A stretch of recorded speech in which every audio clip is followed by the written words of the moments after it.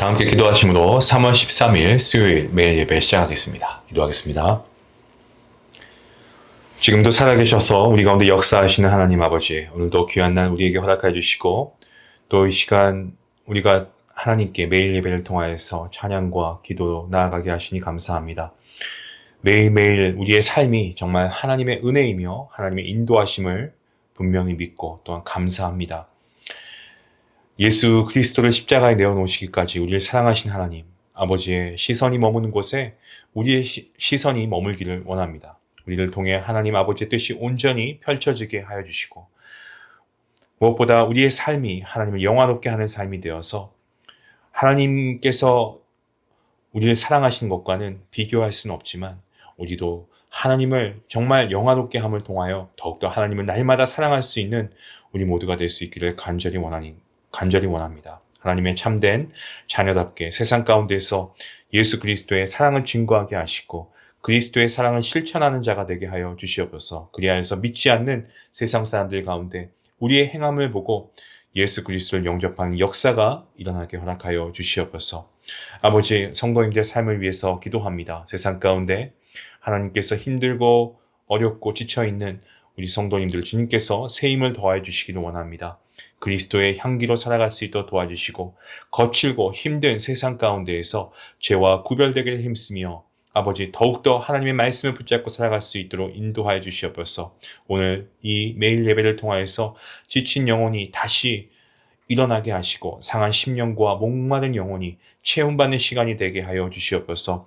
주님께서 쉴만한 물가와 푸른 초장으로 인도해 주실 줄로 믿습니다. 오늘 이 예배가 정말 우리에게 주는 마음의 평강을 누릴 수 있는 귀한 시간 되게 하시고 우리의 영혼을 하나님의 말씀으로 가득 채우는 그런 귀한 시간 될 수 있도록 하나님 함께 하여 주시옵소서.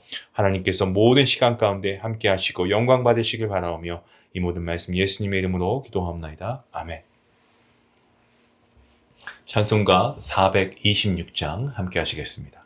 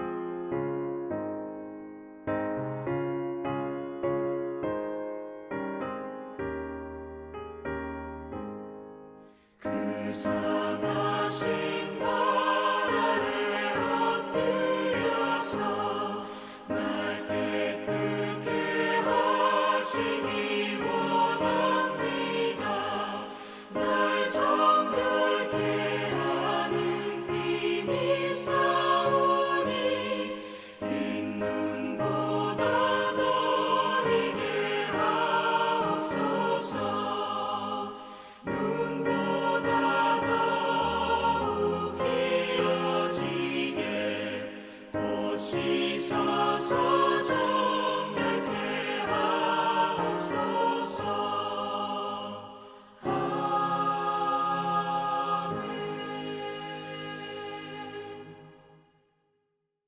오늘 하나님께서 주시는 말씀은 시편 51편 1절부터 19절까지 말씀입니다.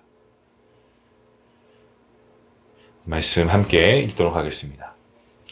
하나님이여 주의 인자를 따라 내게 은혜를 베푸시며 주의 많은 긍휼을 따라 내 죄악을 지워 주소서. 나의 죄악을 맑게 씻으시며 나의 죄를 깨끗이 제하소서. 무릇 나는 내 죄가를 아오니 내 죄가 항상 내 앞에 있나이다. 내가 주께만 범죄하여 주의 목전에 악을 행하였사오니 주께서 말씀하실 때에 의로우시다 하고 주께서 심판하실 때에 순전하시다 하리이다. 내가 죄악 중에서 출생하였으며 어머니가 죄 중에서 나를 잉태하였나이다. 보소서 주께서는 중심이 진실함을 원하시오니 내게 지혜를 은밀히 가르치시도다. 웃을초로 나를 정결하게 하소서. 내가 정하리이다. 나의 죄를 씻어 주소서. 내가 눈보다 희리이다. 내가 즐겁고 기쁜 소리를 들려주시사 주께서 꺾으신 뼈들도 즐거워하게 하소서. 주의 얼굴을 내 죄에서 돌이키시고 내 모든 죄악을 지워 주소서. 하나님이여 내 속에 정한 마음을 창조하시고 내 안에 정직한 영을 새롭게 하소서. 나를 주 앞에서 쫓아내지 마시며 주의 성령을 내게서 거두지 마소서. 주의 구원의 즐거움을 내게 회복시켜 주시고 자원하는 심령을 주사 나를 붙드소서. 그리하면 내가 범죄자에게 주의 도를 가르치리니 죄인들이 주께 돌아오리이다. 하나님이여 나의 구원의 하나님이여 피 흘린 죄에서 나를 건지소서. 내 혀가 주의 의를 높이 노래하리이다. 주여 내 입술을 열어주소서. 내 입이 주를 찬송하여 전파하리이다. 주께서는 제사를 기뻐하지 아니하시나니 그렇지 아니하면 내가 드렸을 것이다. 주는 번제를 기뻐하지 아니하시나이다. 하나님께서 구하시는 제사는 상한 심령이라. 하나님이여 상하고 통회하는 마음을 주께서 멸시하지 아니하시리이다. 주의 은택으로 시온의 선을 행하시고 예루살렘 성을 쌓으소서. 그때 주께서 의로운 제사와 번제와 온전한 번제를 기뻐하시리니 그때 그들이 수소를 주의 제단에 드리리이다. 아멘.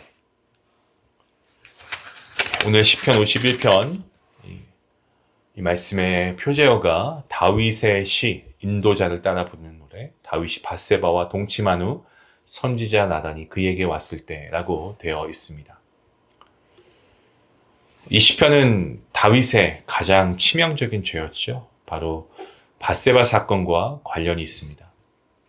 다윗은 밧세바 사건 후에 참회를 했습니다. 그가 정말 처절하게 하나님 앞에 참회하죠.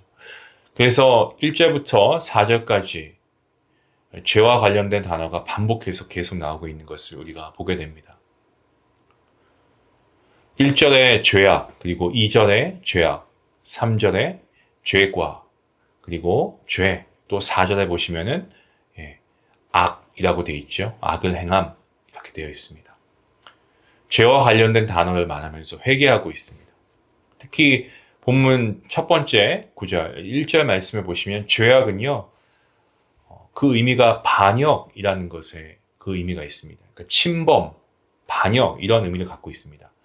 그러니까 이게 무슨 말씀이냐면 하나님의 권위를 거부하고 하나님의 영역에 그 스스로가 침범했다, 이런 행위를 저질렀다라는 것을 그가 회개하고 있는 거죠. 밧세바 사건을 저지를 때 다윗은 하나님께서 자신을 보고 계시며 자신을 다스리고 계신다는 사실을 인식하지 않았던 겁니다. 그러니까 자신의 인생이 자기 거니까 자기 마음대로 해도 되는 줄 생각하고 있었던 겁니다. 사실 인간의 모든 죄는 여기에서 시작되는 것 같습니다. 우리가 인생의 주인을 둘 중에 하나를 선택하게 되죠. 하나님 아니면 하나님의 대용품입니다. 하나님의 대용품의 종류 중에서 대표적인 것이 이 마귀이고 또 나 자신이고 세속적인 가치관 이런 것들입니다. 이러한 선택에서 우리가 이런 것을 하나님 대신 주인으로 삼는다고 하면 여러 종류의 그러한 죄가 계속해서 양산될 수밖에 없습니다.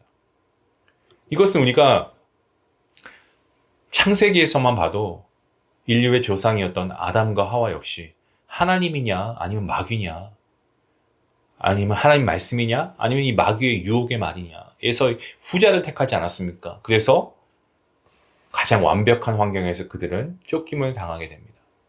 다윗은 하나님을 하나님으로 인정하지 않았고 바르게 선택하지 못했습니다. 그 결과는 그 파급력은 어마어마했습니다. 그래서 그는 그 부분에서 깊이 뉘우치면서 나의 죄가 항상 내 앞에 있습니다라고 고백하고 있습니다. 본문 5절 말씀해 보시면 내가 죄악 중에서 출생하였다라고 하고 있습니다. 어머니가 죄 중에서 자신을 잉태했다라고 하고 있습니다. 그러니까 본질적으로 이것은 나는 죄인입니다라는 것을 인정하고 있는 겁니다. 어머니도 죄인이고 그 죄인인 어머니의 뱃속에서 잉태되었으니까 본인도 죄인이라는 거죠. 그러니까 우리 인간이 원죄와 본죄가 있지 않습니까? 이 원죄는 아담과 하와가 지은 죄로부터 모든 인간이 그 죄를 물려받습니다. 그러니까 스스로가 아무리 선하게 살았다고 해도 이미 우리는 의인이 아닌 거죠. 죄인으로 이 세상에 태어난 겁니다. 다윗은 그걸 인정한 겁니다. 근데 중요한 것은 그 인정함을 통해서 하나님 앞에 나아가지 않았고 그 밧세바를 범했을 당시에 그는 그렇기 때문에 자신이 죄를 짓는 것이 그렇게 자연스러웠다라고 뒤늦게 그가 깨닫게 되는 거죠. 다윗은 목동이었을 때 어떻습니까? 이스라엘을 다스리는 왕이 되어서까지 정말 그의 모든 인생이 한평생 하나님을 신뢰하는 삶이 아니었습니까?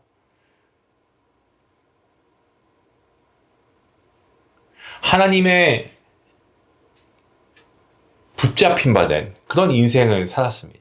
하지만 그가 밧세바 사건을 저지르게 되고요. 하나님께로부터 보내심을 받은 이 나단이라고 하는 선지자가 다윗을 찾아와서 그의 잘못을 지적하지 않습니까? 그때 그 나단 선지자가 이렇게 비유를 들었습니다. 어떤 성읍에 두 사람이 살고 있었는데 한 사람은 아주 엄청난 재력가, 이 부자여서 양과 소가 아주 많았고 또 한 사람은 가난했기 때문에 어린 암양 외에는 아무것도 없었다. 그는 그 암양을 자기 딸처럼 여기면서 음식을 함께 먹이고 품 안에 품고 잠을 잤다. 지금 요즘 우리가 시대로 보면은 반려견이 될 수 있는 거고 반려묘가 될 수 있는 거고 반려양이 될 수 있는 거겠죠. 자, 근데 나단 선지자가 계속해서 뭐라고 이야기합니까? 그런데 그 부자에게 한 손님이 찾아왔는데 부자는 자기 양이나 소 중에 한 마리를 잡기가 아까워서 그 가난한 사람의 양을 빼앗아서 대접을 했다. 자, 거기까지 이야기를 듣던 다윗은 그 부자에 대해서 분노하죠. 그리고 나단 선지자에게 이렇게 말하지 않습니까? 내가 하나님의 살아계심을 두고 맹세하는데 이 일을 한 사람은 마땅히 죽어야 한다라고 그가 그렇게 외칩니다. 자, 그때 이 나단 선지자가 뭐라고 말합니까? 바로 그 사람이 당신이다라고 얘기합니다. 여러분 한번 상상해 보시기 바랍니다. 그 말을 들었을 때 다윗 자신도 얼마나 놀랐을까요? 그 놀람을 가지고 이 시편을 기록했습니다. 다윗은 골리앗과의 싸움에서 사울 왕이 군복을 입혀주지만 그는 맞지 않는다고 벗고 싸우러 나갑니다. 싸우러 갈 때 그의 손에 창이나 칼이 있었던 것이 아닙니다. 물매와 돌멩이 5개 전부였습니다. 사울 왕에게 쫓김을 당할 때에 그는 사울 왕을 그의 목숨을 취할 기회가 2번이나 있었지만 하나님께서 기름 부으신 왕을 마음대로 하지 않겠다라고 생각해서 손을 대지 않았습니다. 심지어 블레셋까지 피난 갔다가 미친 척까지 연기하면서 하나님의 선하심을 맛보아 알지어다라고 말할 정도로 정말 신앙적으로 믿음으로 살아왔고 죄와 어떤 세상의 유혹과 가까이 하지 않으려고 몸부림을 쳤던 인물이 다윗 아니겠습니까? 그런데 여러분 놀라운 사실은 그러한 다윗조차도 그가 죄를 짓는 동안에는 죄를 짓는 줄도 몰랐던 겁니다. 자신이 조금이라도 선한 사람이었다면 그 죄를 지을 때에 느낌이 이상해야 되고 이러면 안 되는데 라고 생각했어야 하는데 너무나 자연스럽게 죄를 짓는 모습에 놀라는 것입니다. 그에게는 죄를 짓는 것이 숨을 쉬는 것이나 아니면 밥을 먹는 것만큼이나 편안한 원초적 본능에 가깝다는 것을 인정하고 나서야 참회하면서 이 시편을 지었습니다. 그래서 오늘 본문 시편 51편은 참회하는 시입니다. 회개하는 시입니다. 다윗은 자신이 죄인인 것을 처절하게 절감하고 용서를 구한 후에 자신의 삶이 정결해지기를 하나님께 구하고 있습니다. 본문 10절 말씀에 하나님이여 내 속에 정한 마음을 창조하시고 내 안에 정직한 영을 새롭게 하소서. 이 말씀은 우리가 복음성가로도 자주 불렀던 그런 찬양의 가사이기도 합니다. 다윗은 자기 속에 정한 마음을 창조해 주십시오라고 간구합니다. 정한 마음으로 고쳐달라고 하나님께 구하고 있습니다. 창조해 주십시오라고 간청합니다. 사실 창조해 주십시오, 그리고 고쳐 주십시오, 이건 뭐 동의어는 아니죠. 고치는 것은 본래 있던 것이 망가지거나 뭐 고장이 났을 때, 아니면 뭐 어떤 것이 많이 마모가 되었을 때 복원하는 게 고치는 거 아니겠습니까? 하지만 창조하는 것은 무에서 유를 만드는, 그렇죠? 그러니까 본래 없었던 것을 만들어내는 것입니다. 그러니까 다윗은 본래 자기 속에는 정한 모습이 없었다라고 고백하고 있는 거예요. 그래서 이 고백이 참 위대한 겁니다. 그래서 그런 마음을 주시면 하나님만을 순수하고 그리고 온전하게 섬기고 예배하고 싶습니다 라고 그가 고백하고 있는 겁니다. 그리고 나서 11절 말씀에 나를 주 앞에서 쫓아내지 마시고 주의 성령을 내게서 거두지 마옵소서라고 고백합니다. 하나님 앞에 범죄하고 나서 다윗이 느낀 감정은요, 하나님께 마치 버림받은 쫓겨난 기분이었습니다.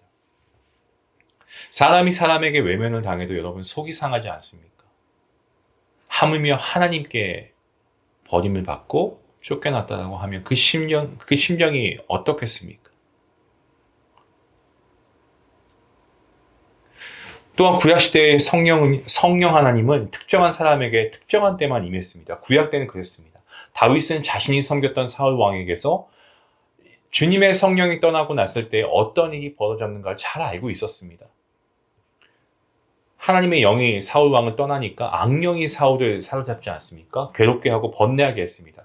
그 모습을 본 신하들이 이 왕에게 수금을 잘 타는 사람을 데리고 와서 악령이 왕을 번뇌하게 하면 수금을 타게 하면 된다, 괜찮아질 것이다 라고 제안을 합니다. 그래서 데려온 사람이 다윗 아니었습니까? 다윗은 악령으로 고통스러워하는 사울 왕의 모습을 수차례에 걸쳐 보았을 것입니다. 또한 하나님의 영이 사울을 떠나 다윗과 함께하니까 이 사울이 다윗을 두려워하기 시작합니다. 신하가 왕을 두려워해야 하는데 왕이 신하를 두려워했습니다. 사울 왕이 군사 3,000명을 데리고 신하이자 사위인 다윗을 잡으러 다니는 것은 사실 그 속에 두려움이 있었기 때문이었습니다. 그것을 아는 다윗이 그 일이 자신에게 일어날까 두려운 겁니다. 여러분, 목회자가 있어서 가장 두려운 것은요, 성령 충만하지 않고 목회하는 겁니다. 목회뿐만이 아니죠. 성도가 신앙생활 할 때 성령님의 인도하심과 동행하심이 없는 것을 여러분 생각만 해도 너무나 아찔하지 않습니까? 어떤 결과가 초래될지. 우리가 성령 하나님의 인도하심이 없으면 우리의 믿음도 우리가 지키기 어렵습니다. 끔찍한 일. 본문 12절 말씀에 이렇게 고백합니다. 주의 구원의 즐거움을 내게 회복시켜 주시고 자원하는 심령을 주사 나를 붙드소서. 다윗이 구원의 즐거움을 회복시켜 주시기를 요청하고 있습니다. 그 이유는 자신이 죄를 범하기 전에는 구원의 그런 기쁨과 즐거움이 있었는데 지금은 그게 없어졌다는 거예요. 우리가 고의적으로 하나님께서 싫어하실 것을 알면서도 죄를 짓고 나면 예수님을 믿는 것에 대한 의미를 잃어버릴 수도 있고요. 그 의미를 찾을 수도 없고 신앙생활하는 기쁨이 없어집니다. 성경을 읽고 기도 드리고 주일이면 예배당 나와서 예배를 드리긴 하는데 마치 자신이 아닌 것처럼 여겨집니다. 그래서 우리는 가능한 이 죄를 어떻게 해야 됩니까? 그 죄의 자리에서 떠나야죠. 멀리해야 합니다. 다윗이 이렇게 처절하게 참회를 하면서 깨닫게 된 중요한 것이 있습니다. 그것은 본문 16절과 17절 말씀입니다. 주께서는 제사를 기뻐하지 아니하시나니 그렇지 아니하면 내가 드렸을 것이다. 주는 번제를 기뻐하지 아니하시나이다. 하나님께서 구하시는 제사는 상한 심령이라. 하나님이여 상하고 통회하는 마음을 주께서 멸시하지 아니하시리이다. 아담과 하와의 범죄, 그 이후에 모든 인간은 죄인입니다. 이 죄인된 인간은 거룩하신 하나님과 만날 수 없게 되었습니다. 완전히 단절되었습니다. 하지만 하나님께서는 우리에게 하나님을 만날 수 있는 길을 열어주십니다. 그것이 바로 제사였습니다.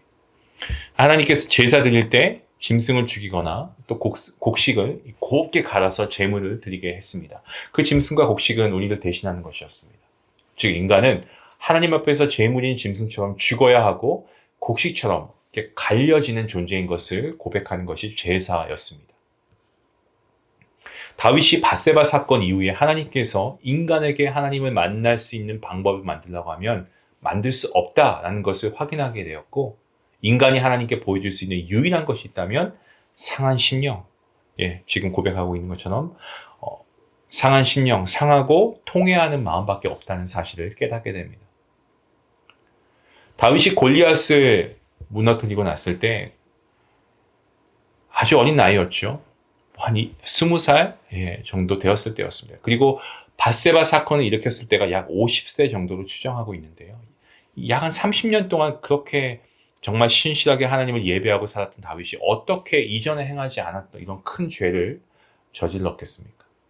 그것은 하나님의 은혜의 시냇물에서 빠져나와서 자기를 위해서 스스로 만든 웅덩이에 자기 스스로 갇혔기 때문에 그렇습니다. 그 결과 그의 삶은 완전히 뒤바뀌었죠. 자식이 자식을 범하고 자식이 자식을 죽이고 심지어 자식에게 구테타를 당해서 신발도 신지 못하고 피난을 가야 하는 처지가 되었습니다. 다윗이 그러했다면 여러분 우리는 어떻게 해야 되겠습니까? 우리도 조심하고 또 조심해야 됩니다. 죄를 지을 법한 자리에 아예 우리가 있지 않는 것이 가장 바람직합니다. 나는 괜찮아. 내 주변에 이 좋은 친구들 교회 안 다니는 거 빼곤 다 좋아. 뭐 세상적인 얘기해도 나는 그냥 듣기만 하면 되지. 여러분 그게 과연 그렇게 될까요? 어느 순간 이 죄의 어떤 그러한 바이러스들은요, 확 한꺼번에 번지는 게 아니고 조금씩 정말 좀 먹듯이 우리의 생각을 자꾸 하나님의 것에서 세상의 것으로 바뀌게 하고 하나님의 말씀에서 세상의 것으로, 세상의 어떤 기쁨이 주는 것으로 바뀌게 합니다. 하나님, 우리가 예배할 때 정말 우리가 세상에 이런 어떤 유혹의 웅덩이에 빠져 있다고 한다면 여러분 우리가 좀 이런 것에서 벗어나야 되겠습니다. 그리고 오늘 우리가 이 말씀을 통해서 우리가 다윗처럼 우리가 주님께 죄를 지은 게 있다면 정말 철저하게 회개할 수 있으면 좋겠습니다. 그리고 나를 주 앞에서 쫓아내지 마시고 주의 성령을 내게서 거두지 마옵소서. 여러분 성령 하나님의 인도하심이 없이 어찌 살아가려 하십니까?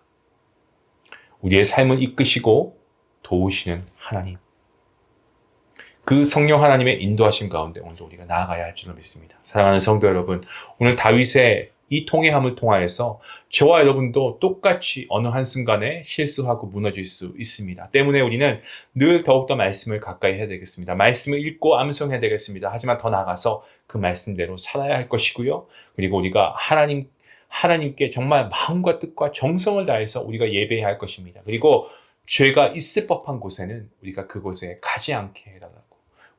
그런 기도도 할 수 있으면 좋겠습니다. 그리고 과감하게 그것이 죄를 범할 수 있는 그러한 가능성이 있는 곳이라면 과감하게 그 싹을 잘라버릴 수 있는, 내가 그 자리에 가지 않아도 여러분 괜찮습니다. 하나님께서 여러분에게 믿음의 동역자들을 붙여주십니다.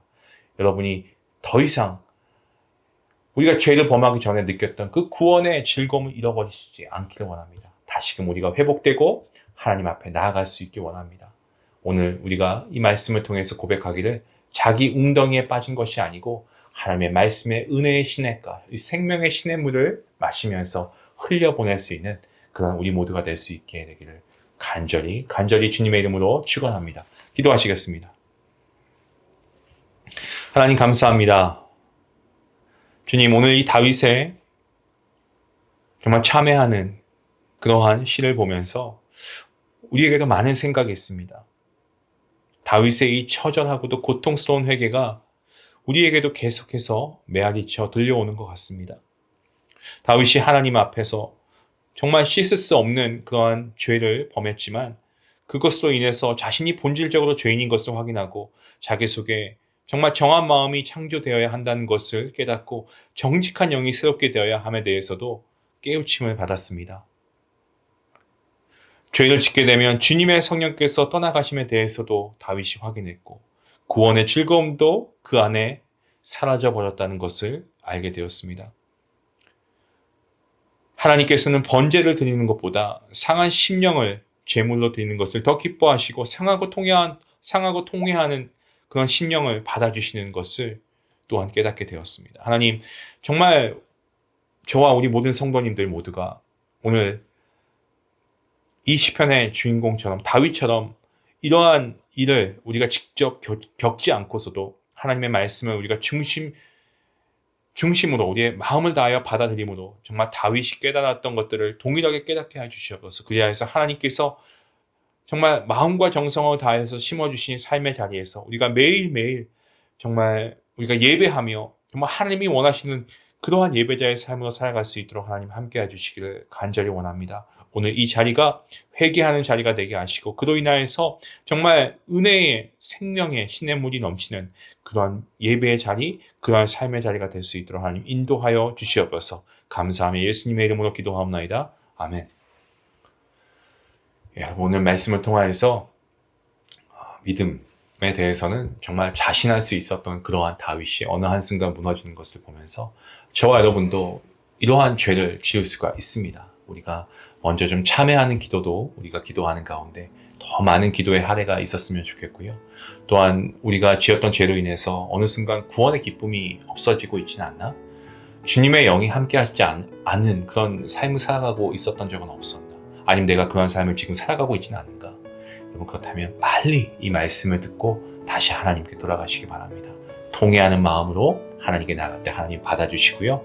우리의 구원의 기쁨을 회복해 하실 줄로 믿습니다. 주님의 성령을 우리 안에 거두지 않고 계속해서 성령 하나님께서 우리의 삶을 이끌게 하실 줄로 믿습니다. 그 믿음을 가지고 우리 하나님께 기도하며 나아가겠습니다. 기도하시겠습니다.